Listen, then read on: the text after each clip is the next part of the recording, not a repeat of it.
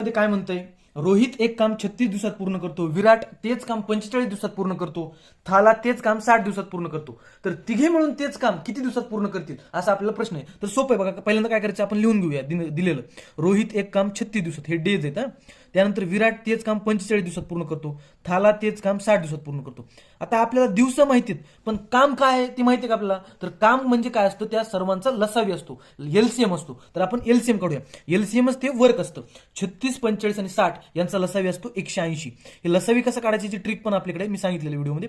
तर आता यानंतर आपण इफिशियन्सी काढू, म्हणजे प्रत्येक जण एका दिवसात किती काम करतो, त्याची क्षमता काय प्रत्येकाची, तर ती क्षमता काढूया आपण. ही काय झाली, इफिशियन्सी. बघा, 36 पंचे 180, 45 चोक 180, 60 त्रिक 180.